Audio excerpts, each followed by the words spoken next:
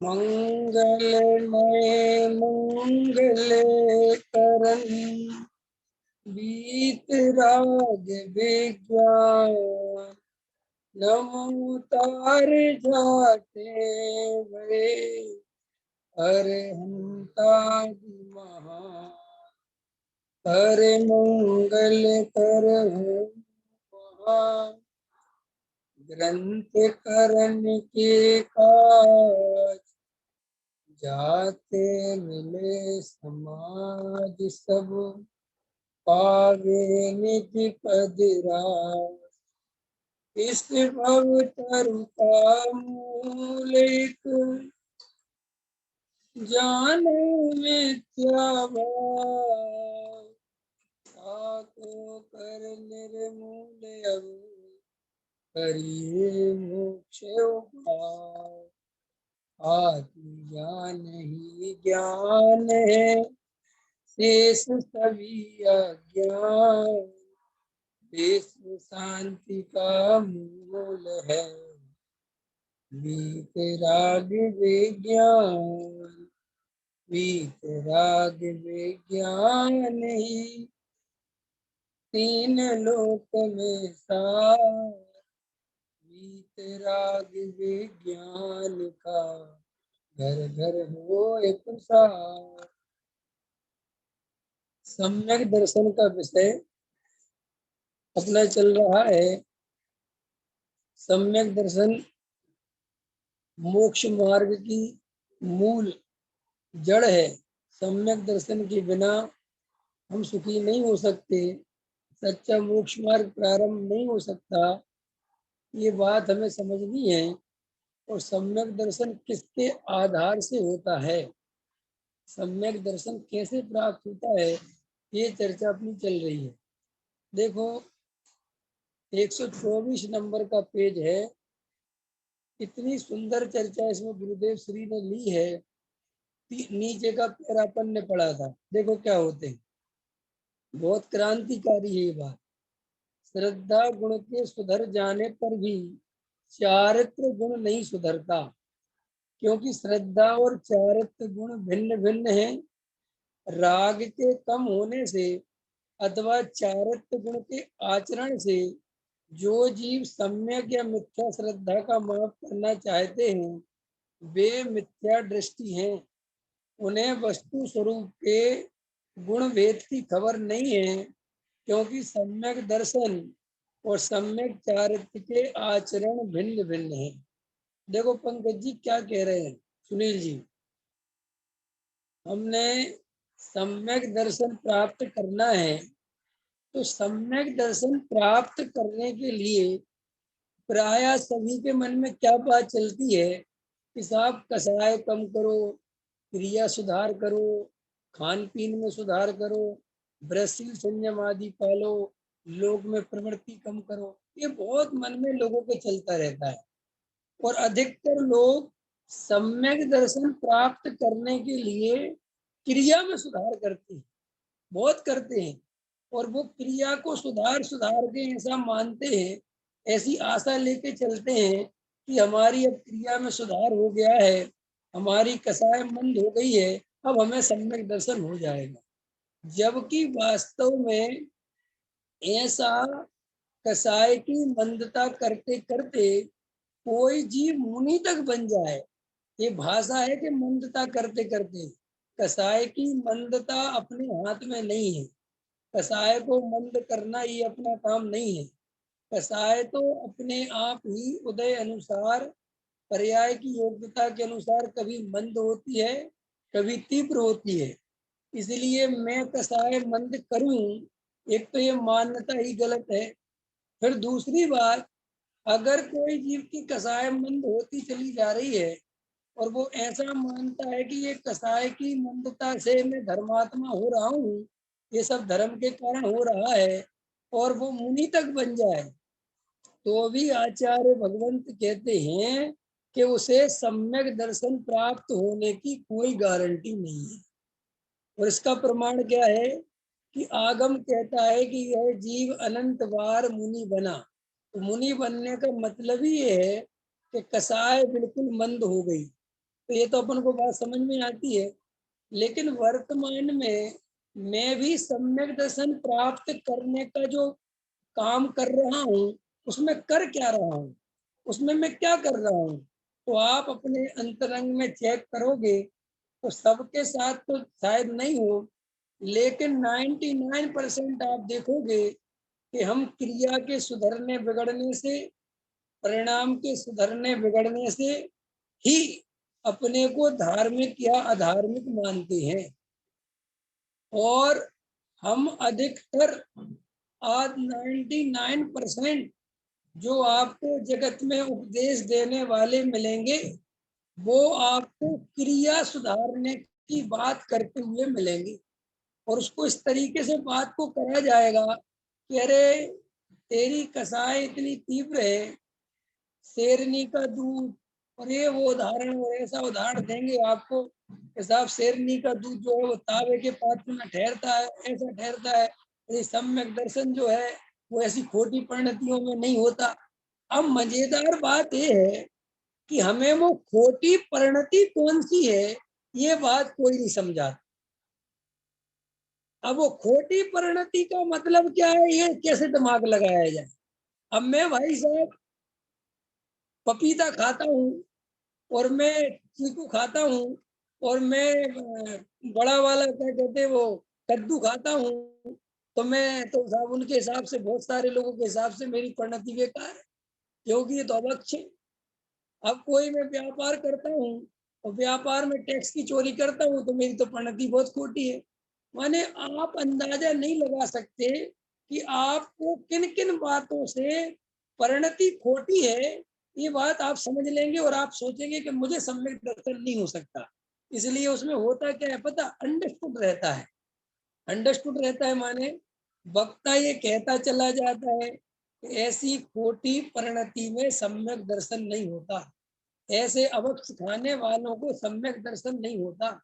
जो रोज मंदिर में भगवान का प्रक्षाल करने का भाव नहीं आता जिनको, ऐसे लोगों को सम्यक दर्शन नहीं होता। अब देखना मजेदार बात, वक्ता ये बोल रहा है, श्रोता ये सुन रहा है।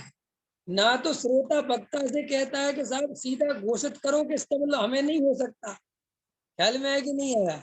वो हाँ भी भरता जाएगा कि पंडित जी एकदम ठीक कहा आपने, और वो प्रक्षाल में जाएगा नहीं, वो खाना वही सब चालू रखेगा। तो क्या बात सिद्ध हो जाएगी कि अभी वर्तमान में हम सम्यक दर्शन की चर्चा तो सुन लेते हैं और खूब चर्चा कर लेते हैं, लेकिन अभी हमारी परिणति में वो पात्रता नहीं है जिससे आत्मानुभव या भेद ज्ञान हो सके। तो फिर अभी उससे पूछो कि जब तुम्हें सम्यक दर्शन हो ही नहीं सकता, जब तुम्हें भेद ज्ञान हो ही नहीं सकता, तो तुम ये कर क्यों रहे हो। तो फिर उसको एक दूसरा लॉलीपॉप पकड़ा दिया जाता है कि तुम इस जन्म में गहरे संस्कार डालो। ये तुम रोज स्वाध्याय तत्व सुन रहे हो, तो तुम्हें इस जन्म में नहीं तो अगले जन्म में काम आएगा, वहां सम्यक दर्शन हो जाएगा। तो वो खुश हो जाता है, वो कहते हैं बहुत अच्छा है। क्यों? क्योंकि हमसे कोई भी चीज भविष्य में कहलवा लो, वर्तमान में हम जैसे हैं हम वैसे रहने दो, हमें बहुत खुशी है। हम भविष्य में मुनि बनने को तैयार हैं, भविष्य में हम मोक्ष जाने को तैयार हैं, भविष्य में हम सम्यक दर्शन को लेने को तैयार है। लेकिन भविष्य में, वर्तमान की बात मत करना। अच्छा बताओ पंकज जी, वो भविष्य कभी आएगा कि नहीं आएगा? है, इस जन्म में तो नहीं आएगा, पक्का है कि नहीं है। इस जन्म में तो बहुत मुश्किल है कि क्यों, कि भैया 50-60 बरस तो निकल गए, 20-30 बरस तो निकल गए। अब उसमें भी ये बात अपन को समझ में आ गई कि साहब सबके गहरे संस्कार डालेंगे, इस जन्म में नहीं तो अगले जन्म में हो जाएगा काम।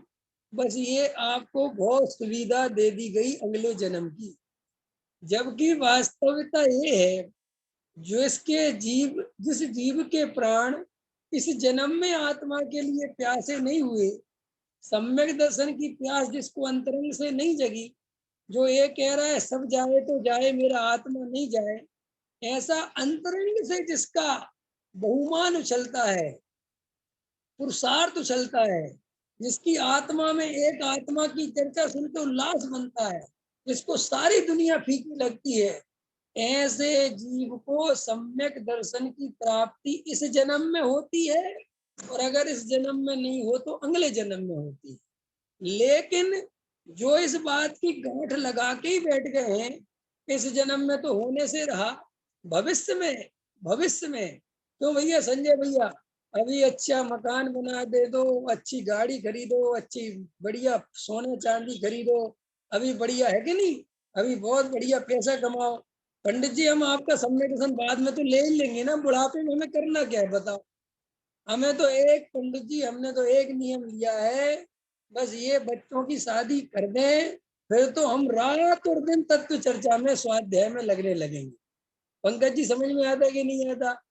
ये किसको मूर्ख बना रहे हो? अपने आप को। क्यों? क्योंकि जब तुम्हारे बच्चों की शादी हो जाएगी तब तुम्हें पता चलेगा कि हमें रुचि तब भी नहीं थी और रुचि अब भी नहीं है। रुचि माने कि हम तन मन धन उसमें लगा दें, सारी ताकत आत्मा में लगा दें। अंतर समझ में आया कि नहीं आया? तो इसीलिए ये जो अपन को समझना ही पड़ेगा, इसका फेस करना ही पड़ेगा, सामना करना ही पड़ेगा कि भाई चारित्र की क्रिया, क्रिया भी जड़ की, क्योंकि किसी क्रिया का नाम चारित्र तो है नहीं, और सम्यक दर्शन किसी क्रिया से होता नहीं, सम्यक दर्शन के बिना सम्यक चारित्र होता नहीं, इसलिए सम्यक दर्शन है नहीं तो सम्यक चारित्र कैसे हो जाएगा?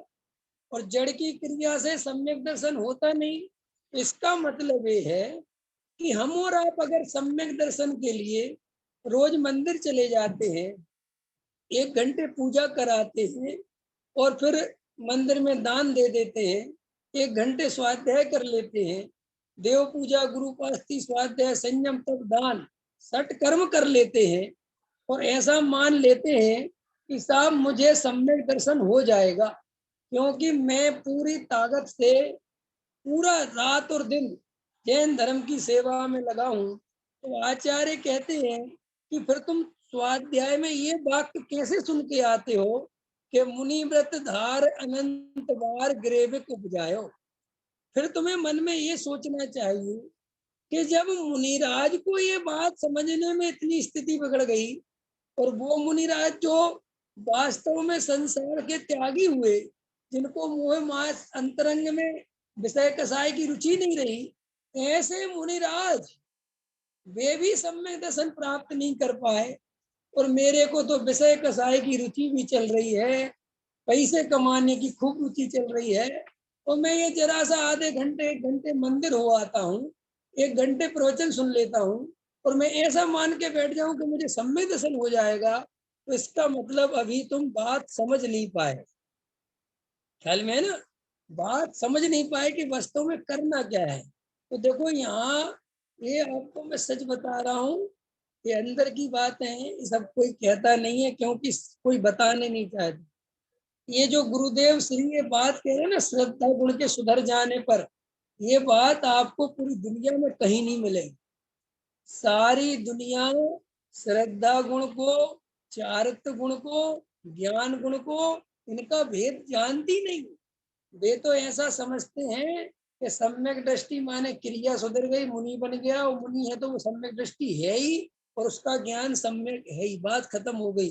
कोई जीव ये नहीं समझता, या समझाने में स्थिति नहीं बनी कि भैया श्रद्धा गुण बिल्कुल अलग है और चारित्र गुण अलग है।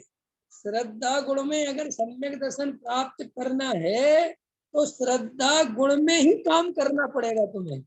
तुम चारित्र गुण के काम में करके ये मानोगे कि श्रद्धा सम्यक हो जाएगी, ऐसा वस्तु का स्वरूप ही नहीं है। गजब गजब की बात है भाई। ये गुरुदेव ने क्या कमाल किया है। कैसे ये बात आपको उठा के देख लेना, आप इतिहास में कहीं आपको ये बात समझने और समझाने वाला मिल जाए कि कौन सी, कि श्रद्धा गुण के सुधर जाने पर भी चारित्र गुण नहीं सुधर जाता। गुरुदेव का कमाल है। कैसे? आगम में ये तो लिखा कि भैया चौथे गुण स्थान वाला अग्र सम्यक दृष्टि होता है, और उसके विषय कसाय में प्रवृत्ति होती है, विषय भोगों में प्रवृत्ति होती है, उसके अनंतानुबंधी और मिथ्यात्व नहीं होता, लेकिन आप प्रत्याख्यान वर्ण संजुलन ये सब कसाएं होती हैं, और वो खूब शादियां विवाह घर गृहस्थी में रहता है, ये सब आगम में मिल जाएगा। लेकिन आत्मा में इसकी क्या व्यवस्था है कि वो सम्यक दृष्टि है, फिर भी वो मुनि नहीं बना, उसके कसाई नहीं गई, वो विषय भोगों में प्रवृत्ति हो गई, तो ये कैसे हो गया? तो गुरुदेव ने निकाल के दिया कि ये चारित्र गुण का अपना विकार है। किसका गुण है? उसकी श्रद्धा तो सम्यक हुई, लेकिन ये चारित्र गुण की अपनी योग्यता है कि श्रद्धा में सम्यक दर्शन होने पर भी चारित्र गुण में निर्मलता नहीं हो रही। अंतर समझ में आया? किसकी किसका है ये वस्तु स्वरूप ऐसा है। ऐसी बात आप समझोगे, विचार करोगे, तो आपको सम्यक दर्शन सरल लगेगा, आपको सम्यक दर्शन आसान लगेगा। जो अपन आगम ग्रंथों में प्रथमान योग में पढ़ते हैं कि 1 मिनट में वो सम्यक दृष्टि हो गया, 1 मिनट में वो त्रियंच सम्यक दृष्टि हो गया, नरक का नार की सम्यक दृष्टि हो गया, देवगति का देव सम्यक दृष्टि हो गया, 1-1 मिनट में ये पढ़ते हैं अपन। साहब वो भील था, वो सब ऐसे हो गया, साहब ये था वो ऐसे हो गया, साहब उसको ऐसे सम्यक दर्शन हो गया। ये सम्यक दर्शन इतना जल्दी और कैसे हो जाता है? क्योंकि सम्यक दर्शन किसी क्रिया का नाम नहीं है। सम्यक दर्शन में कोई क्रिया नहीं सुधारनी होती है। सम्यक दर्शन में सिर्फ मान्यता सुधारनी होती है। ख्याल में आया प्रमोद जी? देखो एक उदाहरण देता हूँ आपको। सुनील जी, आपने एक प्रॉपर्टी का बयाना दिया, ठीक है, प्रॉपर्टी खरीदी, बयाना दिया। आप वहां पर जब तक बयाना है तब तक आप अंदर जानते हो कभी बयाना दिया है अपनी नहीं है। अंदर समझ में आया? क्या करते हो? बयाना दिया है, अभी अपनी नहीं है। लेकिन आप जैसे ही कोर्ट में जाके खड़े होके और कागज पर वहां पर रजिस्ट्रार्ड ने आपके वो चेंज कर दिए डॉक्यूमेंट्स और आपका नाम चढ़ा दिया, उसी समय श्रद्धा क्या हो जाती है विवेक जी?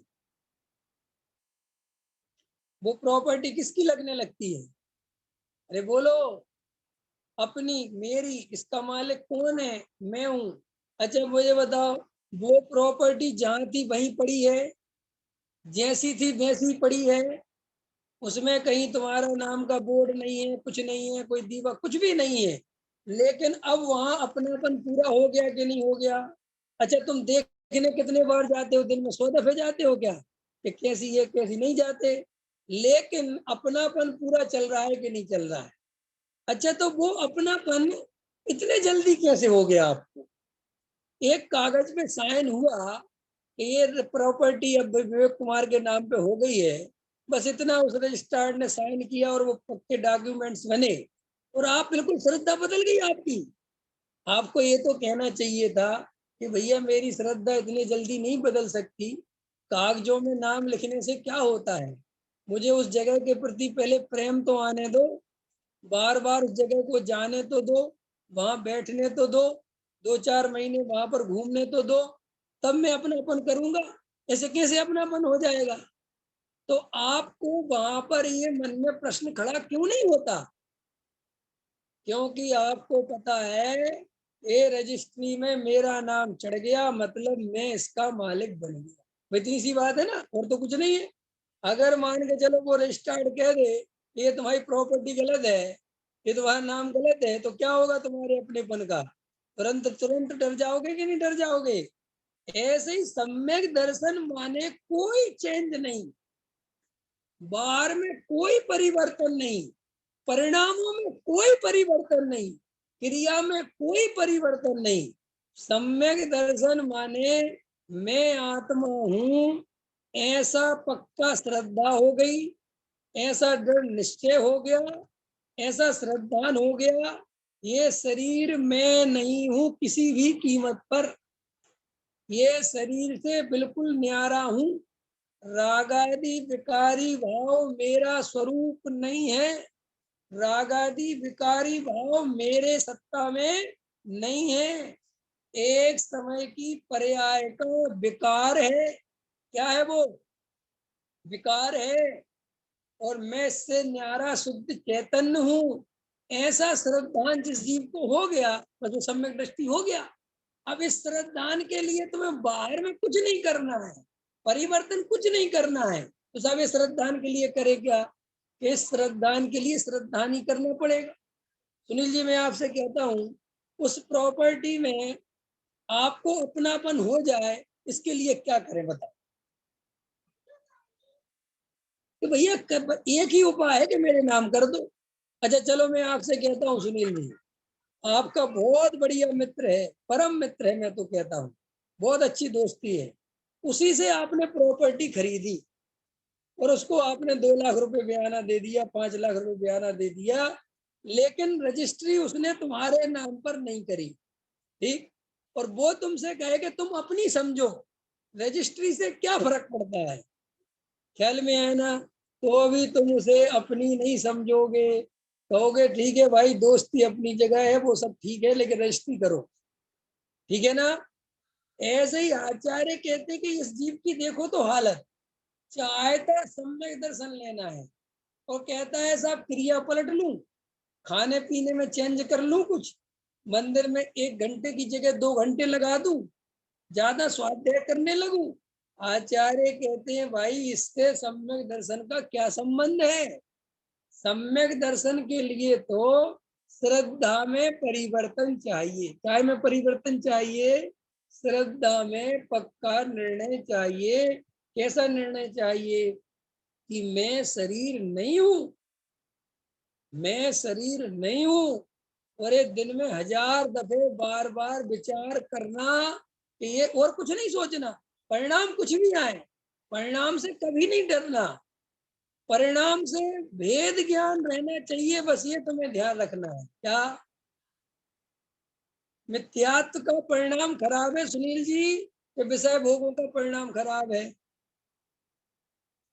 प्रमोद जी बताओ, विषय कसाय का परिणाम खराब है कि मिथ्यात्व का परिणाम खराब है?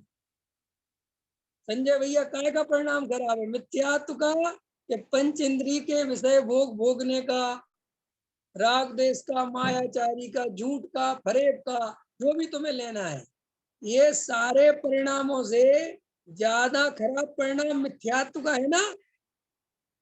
टोडरमल जी साहब की परिभाषा बोलो मिथ्यात्व की, बोलो किसी को याद हो तो।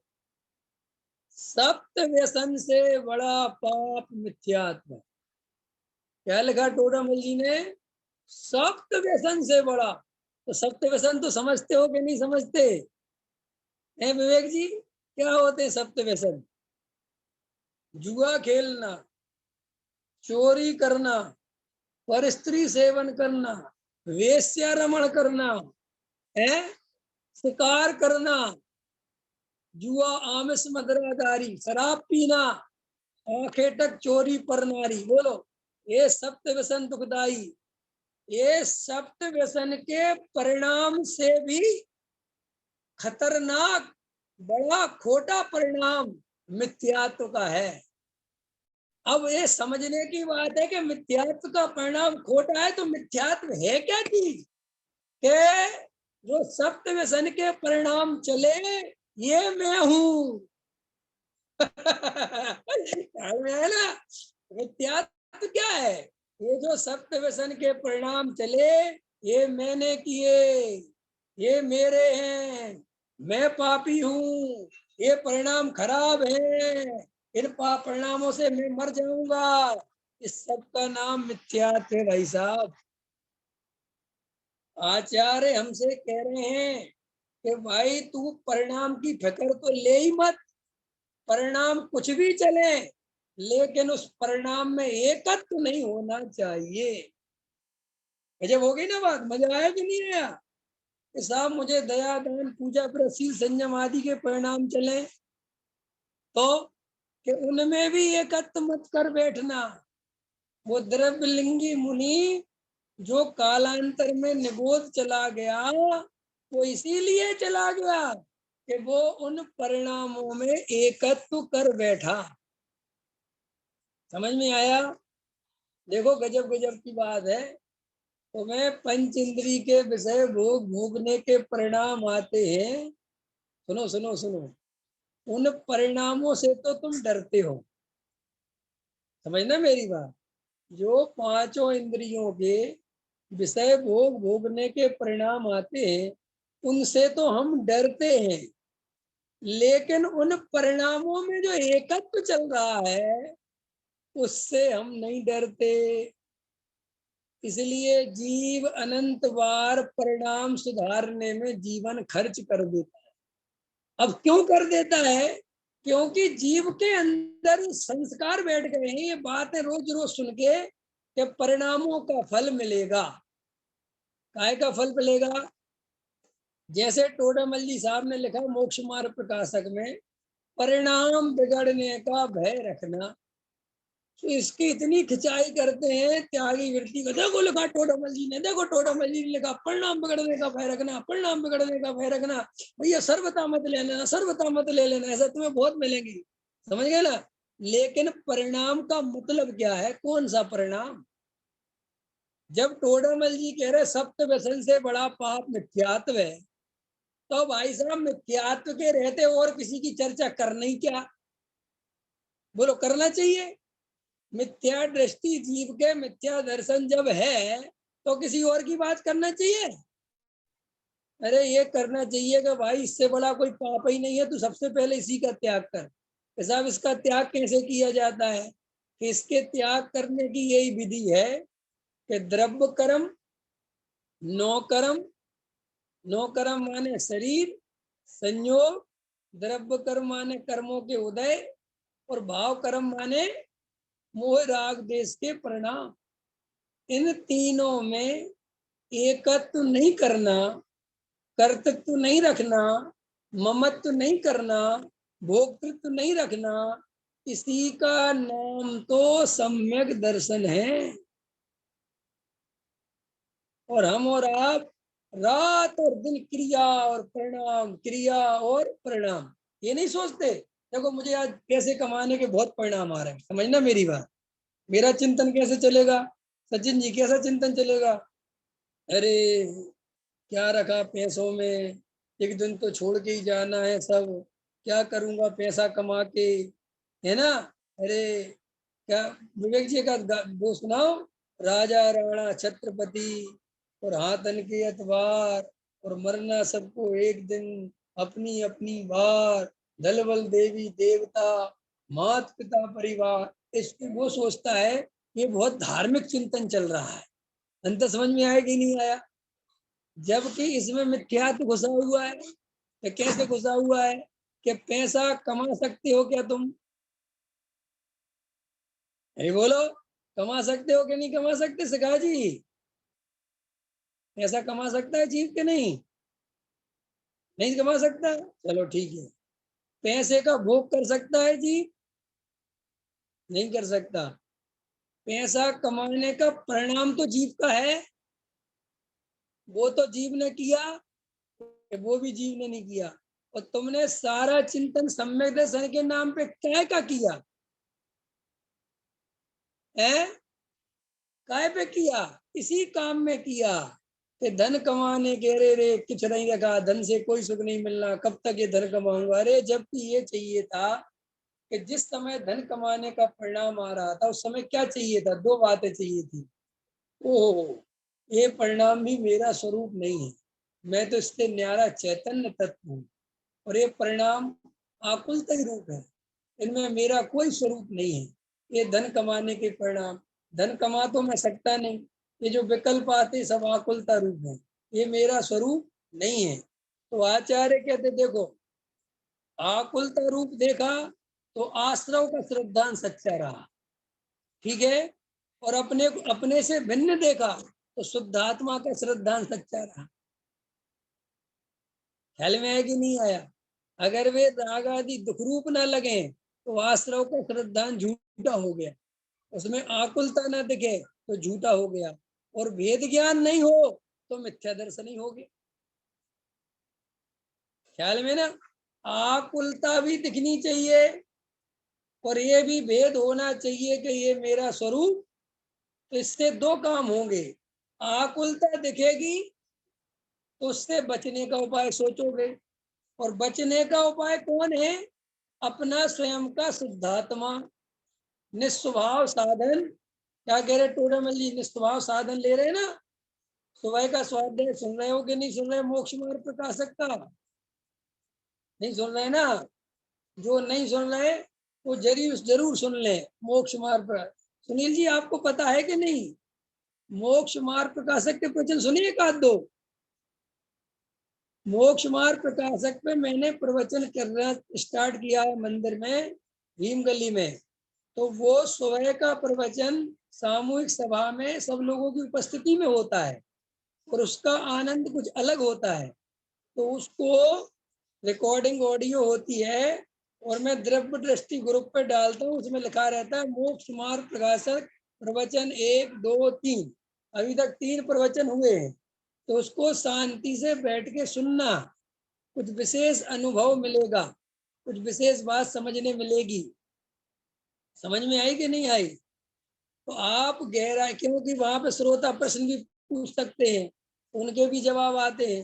अब यहाँ तो अगर प्रश्न पूछेंगे तो वो सारे डिस्टर्बेंस एकदम बनता नहीं, फिर म्यूट करो अनम्यूट करो, फिर वो आवाज आ रही ये आ रही, ख्याल में, इसलिए वो करता नहीं हूं मैं।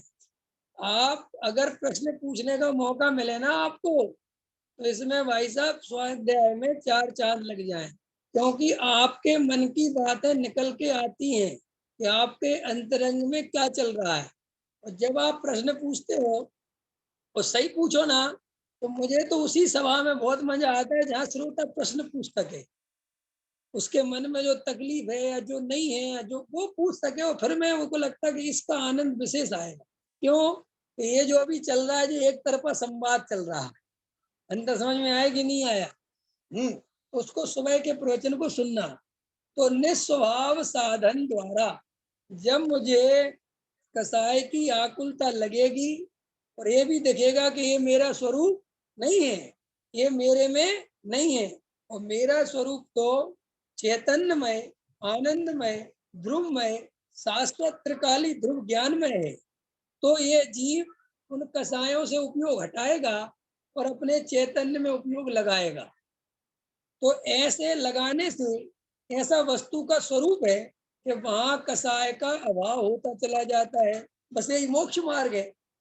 माने कसाय के प्रति भेद ज्ञान नहीं होगा तो तुम्हारा मिथ्या दर्शन कभी नष्ट नहीं होगा। क्या कहा मैंने? कसायों से भेद ज्ञान नहीं होगा तो मिथ्या दर्शन नष्ट नहीं होगा। कसाएं दुख रूप नहीं दिखेंगी तो भी मिथ्या दर्शन नष्ट नहीं होगा। अंदर समझ में आया? कसाएं दुख रूप भी दिखनी चाहिए और भेद रूप भी दिखनी चाहिए। ख्याल में आया कि नहीं आया? जैसे किसी किसी का पड़ोसी बढ़िया नहीं होता, ख्याल में आया कि नहीं आया? तो पड़ोसी से भेद ज्ञान भी चलता है और उसका संसर्ग दुख रूप भी दिखता है। होता है कि नहीं? उदाहरण समझ में आ गया कि नहीं आ गया? कि भाई वेद ज्ञान इसलिए चलता है कि भाई अपना तो है नहीं ना, अपने घर में रहता है, लेकिन ये साथ में चक्कर फंसता है, इसलिए तकलीफ भी बहुत होती है। इसलिए कोशिश करो कि इससे दूर रहो। उससे दूर रहने का उपाय क्या है सुनीता जी? कि अपने घर में रहो। ऐसे ही कसायों से दूर रहने का उपाय क्या है?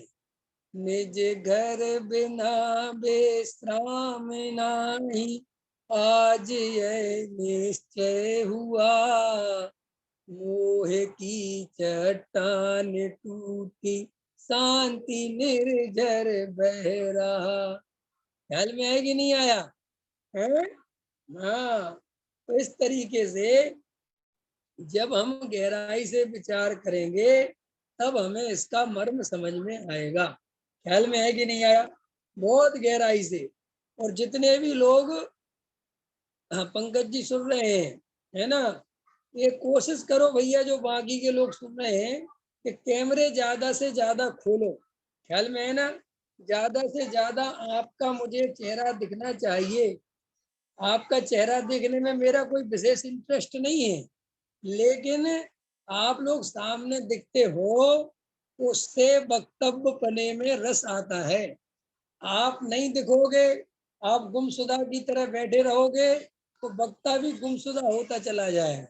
अंतर समझ में आया कि नहीं आया? इसलिए देखो, अब मुझे कभी कभी इस बात की, ये तो मैं कर रहा हूँ ऑनलाइन, अब धीरे धीरे सुबह का तो चालू हो ही गया है, ठीक है ना? और उसमें ज्यादा रस परिपाक होने लगेगा तो फिर ऑनलाइन बंद कर दूंगा। क्यों? क्योंकि मैं तो ये जानता हूँ कि तुम्हारे अंदर प्यास मुझे दिखनी चाहिए। कैसी दिखनी चाहिए? एक तो तुम्हें पता है कि जब वक्ता अपने लिए 9 बजे तैयार होके बेचारा आता है, बैठता है, तो हमारी भी ड्यूटी है कि हम भी व्यवस्थित होके, बढ़िया अप टू डेट होके व्यवस्थित बैठो। ख्याल में है कि नहीं है? अब इतना भी अपन पौना घंटा नहीं कर सकते, उसमें भी कैमरा बंद रखेंगे, लेटे लेटे सुनेंगे। अब मुझे क्या पता ये बाकी के लोग सुन रहे हैं कि नहीं सुन रहे हैं। कई लोग ऐसे कैमरा वो क्या कहते हैं चालू कर लेते हैं, ज्वाइन कर लेते हैं और इधर उधर घूमते रहते हैं। ख्याल में है कि नहीं है? अब मैं तो यही समझूंगा ना कि मुझे तो 4 लोग ये दिख रहे हैं और 3 लोग पीछे दिख रहे हैं, मैंने 7 लोग सही सुन रहे हैं, मुझे तो ये समझ में आएगा। अब बाकी का मुझे क्या पता आएगा। इसलिए मैं ये बात बहुत अच्छे से बोल रहा हूँ, प्रेम से बोल रहा हूँ। अगर तुम अपना प्रेम नहीं दिखाओगे तो मैं भी अपना प्रेम कम कर दूंगा और धीरे धीरे बंद कर दूंगा। क्योंकि देखो मेरा रस तो स्वाध्याय लेने का रहता है। अब मेरा राग तो सुबह होने लगा तो 50%, 70% तो राग पूरा हो गया। अब बचा 30%। वो 30% तुम लोगों के लिए खींच रहा हूं मैं कि चलो इतने लोग बाहर के वो सुन लेते हैं, वरना मैं 100%। और मुझे पता है कि ज्यादा देर फिर मैं राग को चला नहीं पाऊंगा अगर तुम एक्टिव नहीं रहोगे तो। हाँ, एक्टिव रहोगे तो जरूर मुझे कोई दिक्कत नहीं है, चलती रहेगी क्लास। तो देखो क्या कहते हैं कि भाई तुम्हें ये बात समझनी पड़ेगी कि ये जो परिणाम है इनका भेद ज्ञान पहले नंबर पर चाहिए। पहले नंबर पर भेद ज्ञान चाहिए। अगर आपके पास भेद ज्ञान नहीं है तो आप परिणामों की संभाल में लगे रहोगे, लेकिन गारंटी है आपके परिणाम कभी संभलेंगे नहीं। और अगर तुम्हें थोड़ी देर संभले हुए दिख भी गए, तुम्हें लगा के साहब संभल गए, वे ज्यादा देर संभलने रहने वाले नहीं है। तुम कल्पना भी नहीं करोगे कि ये परिणाम कहाँ से कहाँ लेके आ गए। मैंने ऐसे लोगों को देखा है भाई साहब कि जिनकी जवानी में बड़े धार्मिक परिणाम थे और समय बीतते बीतते वो भयंकर ज्यादा धार्मिक परिणाम वाले हो गए खाने पीने के। क्यों क्यों होता है ऐसा? कि जवानी में तो राग कई जगह से पूरा होता है। सुनील जी, इंपॉर्टेंट बात कह रहा हूँ। अभी आप मान के चलो जवान हो, अभी मैं जवान हूँ, अभी मैं फैक्ट्री जा रहा हूँ, व्यापार में जा रहा हूँ, 50 लोगों से मिल रहा हूँ और 10 लोग मेरे को बात कर रहे हैं, बच्चे भी मेरे अंडर में हैं। तो अभी मेरे राग की पूर्ति इतनी ज्यादा दमा के हो रही है कि अभी मुझे भोजन में ज्यादा रस नहीं है। तुम इसे समझते हो ना कि भोजन में रस नहीं है, मूर्खता की जैसी बात है। ये भोजन का रस इसलिए नहीं उमड़ पाता कि तुम्हारा राग कहीं और ज्यादा पूरा हो गया। अंत समय तुमने देखा होगा जब तुम दिन भर बहुत बिजी रहते हो व्यापार आदि के कार्यों में, तो तुम्हें भोजन में ज्यादा विकल्प नहीं रहते, जाओ जो है लाओ ले आओ खा लो खत्म करो। क्यों? कि बहुत ज्यादा राग पूरा हो गया। लेकिन तुमने कभी ऐसा नोटिस किया जब तुम छुट्टी बैठ रहती है 1-2 दिन की और घर पर रहते हो, तब क्या होता है सुनीता जी? हैं? पकोड़े बना लो यार, कुछ बना लो ना बढ़िया, कुछ तो बनाओ। मतलब पत्नियां तो चाहती हैं कि ये पति घर पे बिल्कुल नहीं रहे, क्योंकि उनको पता है अगर ये घर पे रहेगा तो कुछ ना कुछ सिर खाएगा बैठे बैठे। ख्याल में है नहीं? तो वो क्योंकि राग, और जब अपन बाजार में घूम आते हैं व्यापार धंधे में लगे रहते तो ना राग नहीं उमड़ता। इसलिए तुम देखना बूढ़े आदमी को दिन भर खाने के अलावा कुछ समझ में नहीं आता। मेरा एक खुद का तजुर्बा है, अनुभव है, 20 बूढ़े आदमियों से मिला हूं। उनको खाने के अलावा बुढ़ापे में कुछ नहीं दिखता। करेंगे शाम से सुबह की करेंगे, बस उनका इसी में निकल जाए। और बहुएं कलस्ती रहेंगी। बहुओं से पूछेंगे शाम को क्या बना रही बेटा? अब सुबह का खाना तो खाया नहीं, तो वो कहेंगी इनको भैया भोजन के अलावा कोई काम नहीं। ख्याल में है कि नहीं आया? अब वो बेचारे उस बूढ़े आदमी की कोई गलती नहीं है।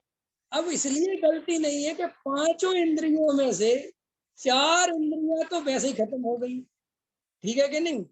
अब ये ले दे के थोड़ा नकली वकली दांत लगा लगू के खा लेता है, जबान पे थोड़ा उसको मजा आ जाता है। अब वो राग भी तुम कह दो कि मत कर पूरा, खा ले जो दे रहा हूँ, दाल और बुढ़ापे में दाल रोटी खा लो, शर्म नहीं आती, क्या करोगे? कुछ तो धर्म को बुढ़ापे में लोग बड़े उपदेश देते हैं। बुढ़ापे में मैंने ऐसा देखा, बहू भी उपदेश देगी, बेटा भी उपदेश देगा, नाती सब उपदेश देने लगेंगे बुढ़ापे में। लेकिन जब बेटा खुद बूढ़े हो गए ना, तब पता चलेगा यार कि यार ये खाने का चक्कर क्या है। भाई साहब मैं इन सब चीजों में पीएचडी करके बैठा हूँ, मुझे इन चीजों का इतना अंदर से अनुभव आता है कि मुझे बुढ़ापे में क्या होगा, जवानी में क्या होगा, ये सब दिखता है मुझे, और बचपन में क्या होता था। और मुझे कहीं पर भी उसमें कोई डाउट नहीं है कि क्या स्थिति बनती हो, बेचारे उस बूढ़े आदमी की कोई गलती नहीं। लेकिन ये जो बहू नाम का प्राणी है और जो पत्नी नाम का प्राणी है, वो पति अगर समझ भी रहा होगा फीलिंग, तो वो पत्नी कहेगी समझते हुए भी ना समझो, जो मैं कह रहा हूँ वो करो। समझ में आ रही कि नहीं आ रही? और बेचारा समझते हुए भी कहता ठीक है ठीक है ठीक है, मैं करता हूँ। क्या करे वो? हम तो समझ में आया कि नहीं आया? कहीं ना कहीं वो थोड़ा तो सब, लेकिन बहू की भी कोई गलती नहीं है। क्यों गलती से लेने की? अब भाई वो सम्यक दृष्टि तो है नहीं, कोई उसके पास ऐसा तो कोई अनुभव है नहीं। अब वो अपनी जवानी में है और ससुर जी बुढ़ापे में। अब भाई वो उसको हेरिटेज होता है कि बार बार जब देखो खाना कभी ये बना दो। संजय जी समझ में आ रहा है कि नहीं आ रहा? ये बुंदेलखंड वालों की बत्तियां पपड़ियां और क्या कहते हैं वो, है ना, है वो ठड़ूला, है ना, ऐसे सब जो आइटम होते हैं ना, है ना, सतुआ, हमें बहुत अच्छे से ध्यान है, सब बचपन में सब देखते थे। मतलब बड़ी सरल का काम है। ये चार बत्तियां तो बना दे, है चार नमकीन तो बना दे, या इस तरीके से हमें ये जो कसाई हम जवानी में सोचते हैं कि हम बड़े मंद कसाई हैं, बड़े मंद कसाई हैं, हम कोई मंद मंद कसाई नहीं है हमारी। अभी हमारी कसाएं कहीं और पूरी हो जा रही हैं, तो हमें कुछ पता नहीं चलता। अभी जब पैसा आते हैं ना, 1 लाख रुपए की बिक्री होती है, तो मजा आ जाता है। ख्याल में आएगी नहीं आया? ना फिर चाय बिना दूध की दे दो तो, कम चीनी की दे दो तो, कम पत्ती की दे दो तो, और मूंग की दाल दे दो तो, क्योंकि मजा तो 1 लाख रुपए की बिक्री हो गई ना पंकज जी। है आज कितने लाख की हो गई? 2-4 लाख की हो गई। अरे साहब पत्नी भी समझ जाती है कि आज बहुत खुश है, मतलब मामला सेट है, करके आए आज अपना। तो जीव को ये सब समझना पड़ेगा कि हम ये क्रिया कांड के दम पर या इन कसायों की मंदता की दम पर धर्मात्मा नहीं बन सकते तुम। अगर तुम्हें धर्मात्मा होना हो तो सच्चा भेद ज्ञान करना और कसायों के दुख को समझना। इन सबको दोनों का भेद और दुख, इन दोनों को एक साथ समझोगे तो गारंटी से तुम्हें सम्यक दर्शन की प्राप्ति हो सकती है। अभी का समय हो गया। सहजानंद जी सो